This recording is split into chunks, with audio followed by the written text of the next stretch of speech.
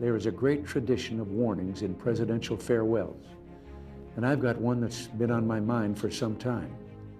But oddly enough, it starts with one of the things I'm proudest of in the past 8 years, the resurgence of national pride that I called the new patriotism. This national feeling is good, but it won't count for much, and it won't last unless it's grounded in thoughtfulness and knowledge. An informed patriotism is what we want. And are we doing a good enough job teaching our children what America is and what she represents in the long history of the world?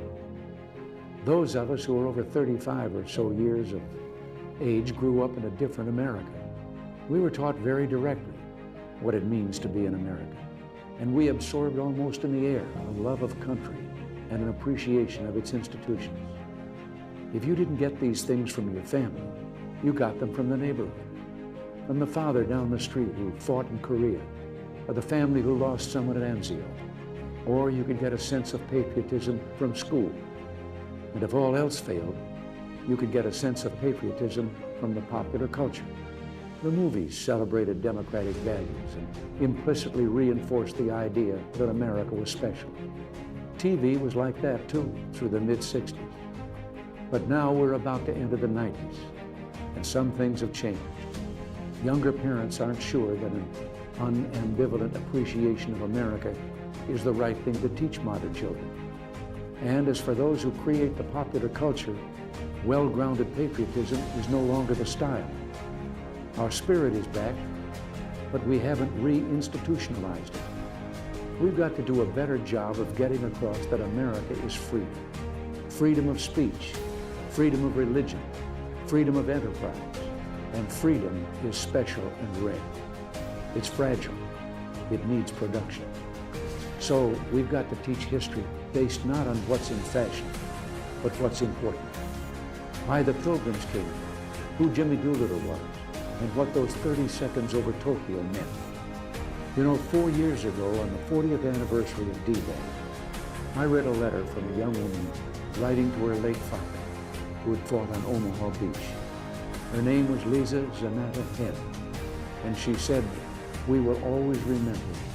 We will never forget what the boys of Normandy did." Well, let's help her keep her word. If we forget what we did, we won't know who we are. I'm warning of an eradication of the American memory that could result ultimately in an erosion of the American spirit. Let's start with some basics.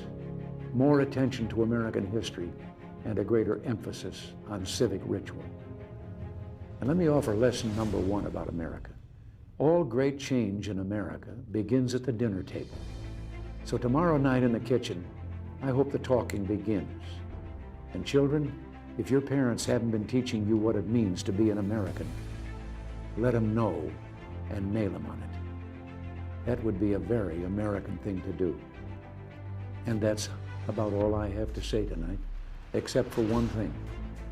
The past few days when I've been at that window upstairs, I've thought a bit of the shining city upon a hill. The phrase comes from John Winthrop, who wrote it to describe the America he imagined. What he imagined was important because he was an early pilgrim, an early freedom man. He journeyed here on what today we call a little wooden boat. And like the other pilgrims, he was looking for a home that would be free.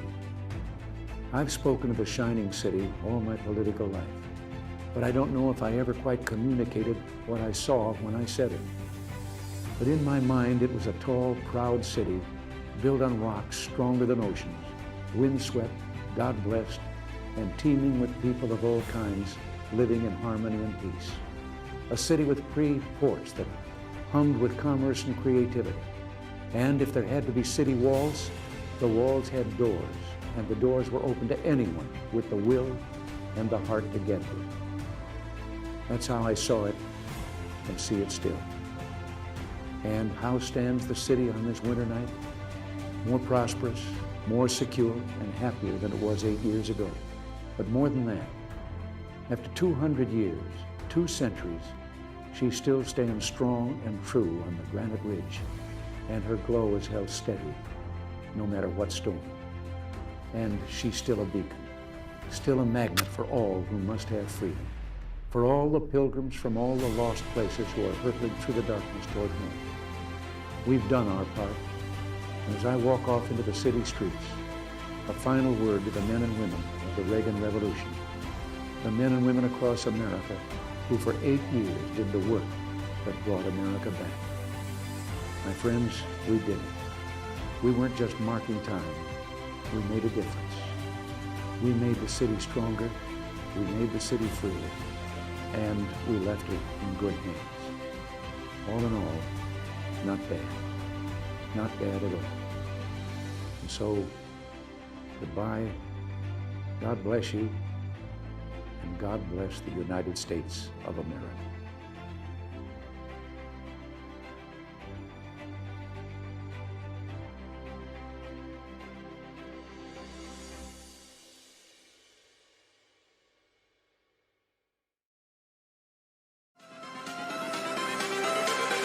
Everything changes.